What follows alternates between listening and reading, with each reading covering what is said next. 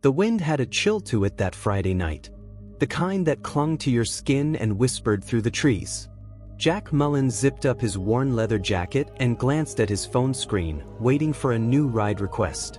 He sat on his motorcycle near the edge of Pine Hollow Road, a quiet stretch just outside the suburbs of Asheville, North Carolina. "Nothing," he muttered, sighing. The glowing screen reflected back his own tired eyes.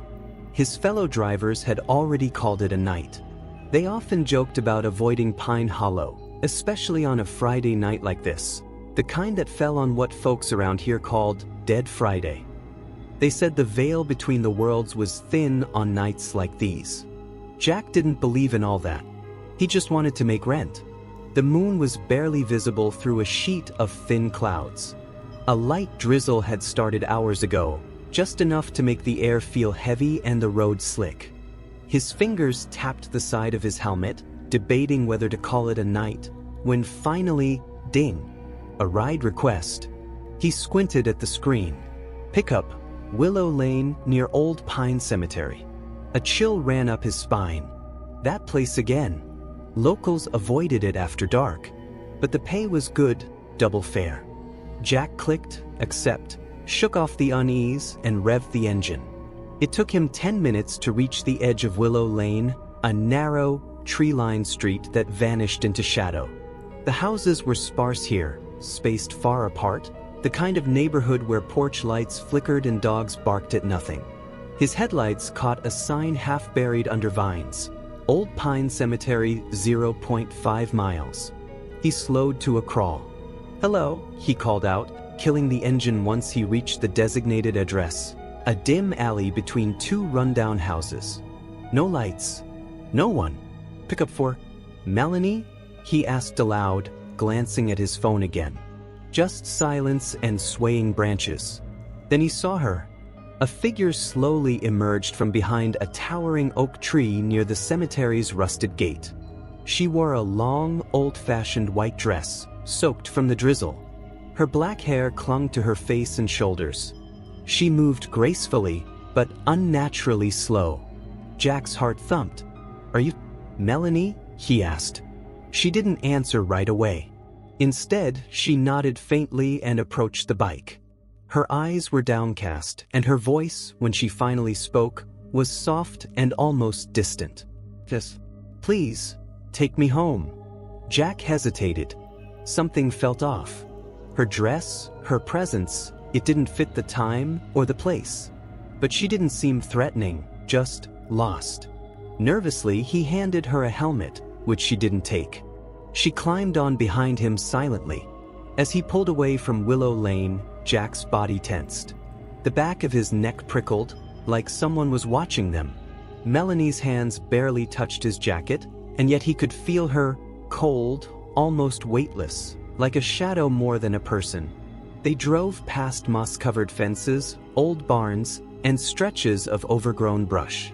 The road grew darker and quieter.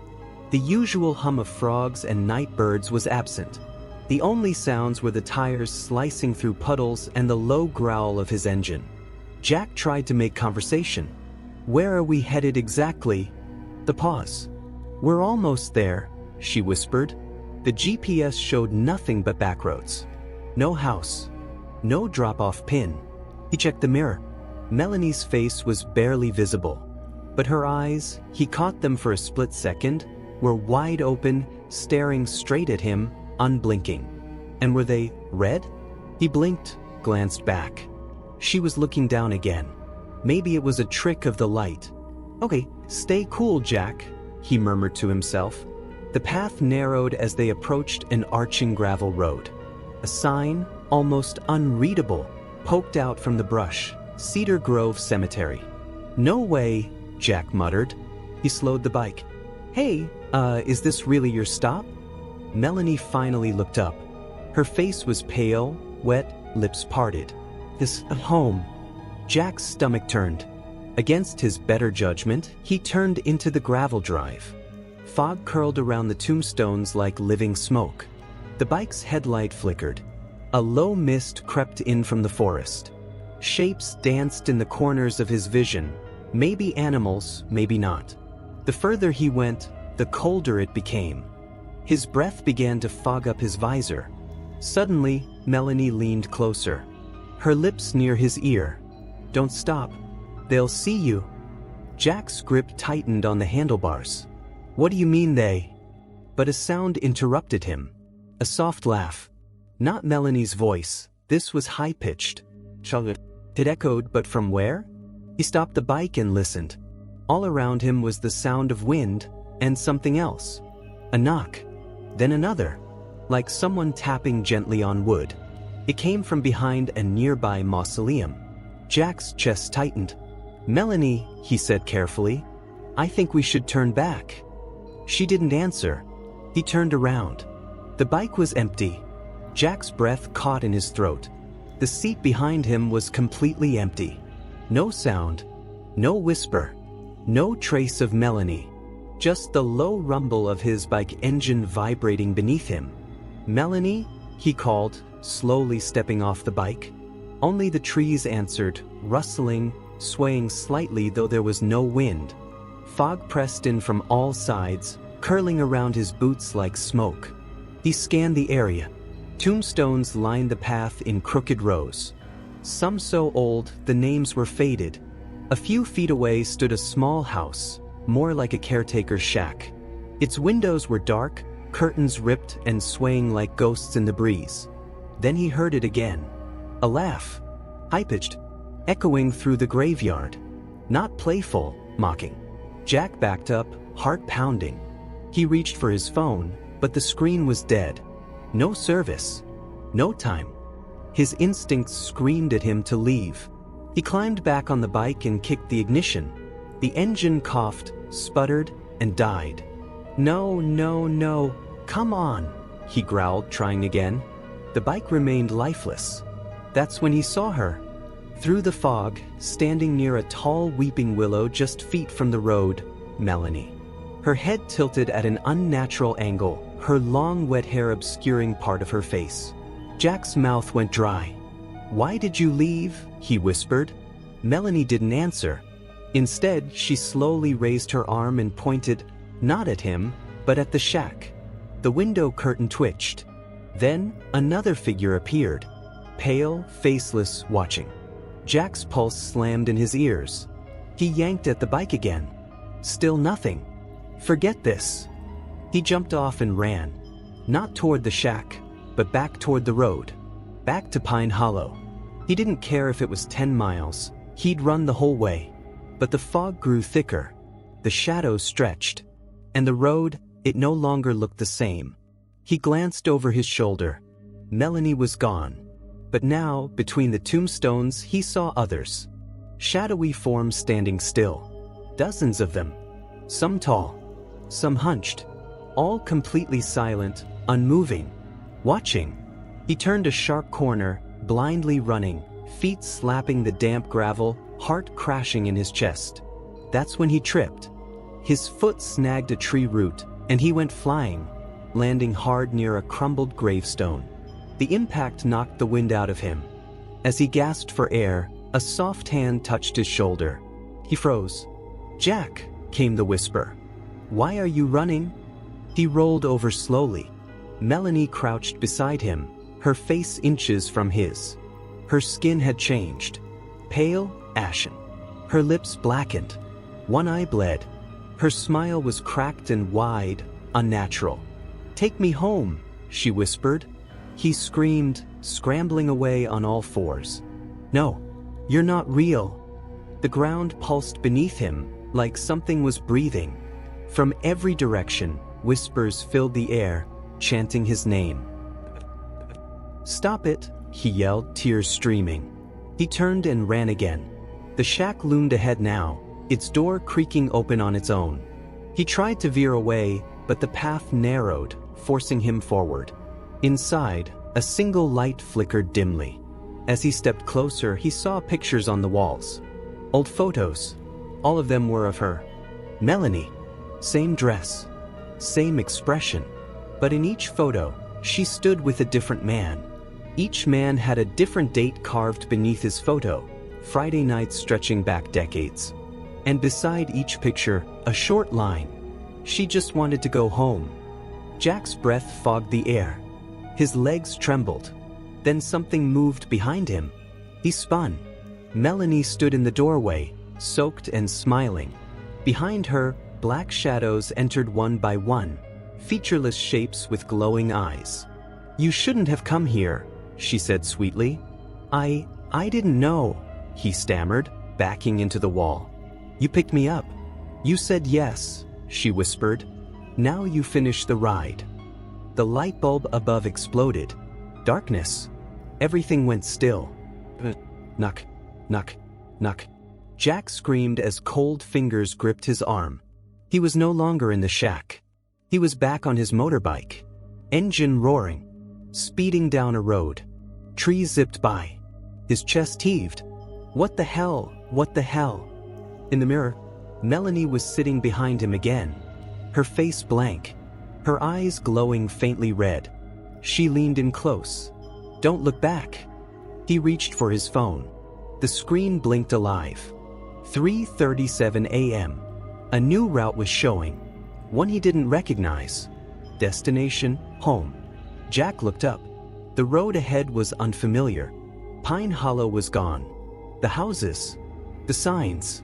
Even the stars above looked different. And behind him, that laughter. That hollow, endless laugh echoing deeper and closer now. He pressed the throttle, hands trembling. His head screamed one thing. "Don't." But Jack gripped the handlebars with white knuckles, wind tearing at his jacket as he raced through a road he didn't recognize. The world around him was warped, trees twisted like broken limbs, and the moon above was too large, too red. Time felt frozen. But Melanie still rode behind him. Her fingers never touched him. Yet he could feel her weight, the chill that radiated off her, and the way her presence made the world feel heavier. In the rearview mirror, her glowing eyes were locked on him. Her smile was constant. "Empty. Take me home," she repeated softly. "Just take me home." "I don't know where that is," Jack shouted, his voice cracking. "What do you want from me?" No response. The GPS screen blinked again. Recalculating, recalculating. Then it went dark. Suddenly, the road forked into two narrow paths. One plunged into dense woods. The other veered toward a glowing, distant house at the edge of a mist-covered hill. He chose the house. It was the only thing that felt remotely human. As he approached, the porch lights flickered to life. The building looked old, colonial, weathered paint, cracked windows, the kind of house found in ghost stories. He skidded to a stop at the edge of the gravel drive. Melanie dismounted silently. She stood still for a moment, facing the house, hair blowing in the wrong direction, against the wind. Then she turned to him. "You said yes," she whispered again. "So I'll take you there now." Jack stumbled back. No, I never agreed to this." But the front door creaked open, and inside he saw himself. A man, him, wearing the same clothes, the same helmet, stood inside the hallway, motionless. What is this?" Jack choked out. "Where all the others went," Melanie said, now walking up the steps. "The riders who never turned back." The Jack inside the house slowly turned his head, eyes hollow, face gray like stone. Jack turned to run, back to the road. But it was gone. The motorcycle had disappeared. The trees had shifted, closed in. The mist thickened like a wall of cotton. He was trapped. "Let me out," he screamed into the darkness. "Please. I didn't mean to." Melanie stood at the top of the stairs now, her face less human with every blink. Her mouth was stretching wider. Her voice, when she spoke, echoed like it came from underground. "You took the fare. You took the path. Now you ride forever." A piercing sound rang out. Laughter. Not just hers, dozens of voices. Crying, laughing, whispering, surrounding him. Jack dropped to his knees, covering his ears. "Make it stop." Then silence. Sudden. Crushing. He opened his eyes. He was back on Pine Hollow Road. Morning light was beginning to peek through the trees. Birdsong. Wind rustled the leaves. A car drove past on the nearby highway. His bike was beneath him, engine off. His hands were trembling, his helmet visor fogged with sweat. It was over. He exhaled deeply and looked around. The graveyard was gone. The fog was gone. Just early morning in North Carolina. Jack laughed nervously, rubbing his face. A dream. It had to be. He reached for his phone. 6:17 a.m. One missed message. You have completed your ride. Passenger, Melanie. Rated 5-star. His stomach twisted. He opened the app again. Under past trips, there were no records. Not a single ride logged that night. Suddenly, he noticed something strange in the side mirror. A small smear of blood. Fingertips. He turned quickly. No one. He stepped off the bike, wiping the mirror, heart hammering. Just stress, he whispered. But in the center of the road, where his back tire had left a faint skid mark, something shimmered. A faint white flower. A jasmine blossom. He bent down, picking it up. Cold. Too fresh for this time of year. Jack stood motionless. A gust of wind rustled the trees behind him, and for a moment he thought he heard it again, that laugh. He dropped the flower and rode home in silence. 1 week later, Jack quit riding that Monday. He sold his bike to a dealership downtown and told his roommates he was done with night driving. But he never explained why. He stopped checking the rideshare app altogether, until one night, just before bed, a notification lit up his phone. New ride request. Pickup, Willow Lane, Pine Hollow Road. Passenger, Melanie. He stared at it. Then his phone buzzed again. The message, don't leave me waiting again. His hands went cold. He powered off the phone and dropped it on the floor. But the screen blinked one last time before shutting down. In faint text. You said yes. Plug. To this day, drivers in western North Carolina whisper about Pine Hollow Road and the woman in the white dress. Some say she appears only on foggy Friday nights. Others say you don't find her, she finds you. One thing's for sure. If you're ever asked to pick up a passenger named Melanie, don't. Even if the fare looks good. Even if the night is quiet. Because not all riders go home. And some rides never end.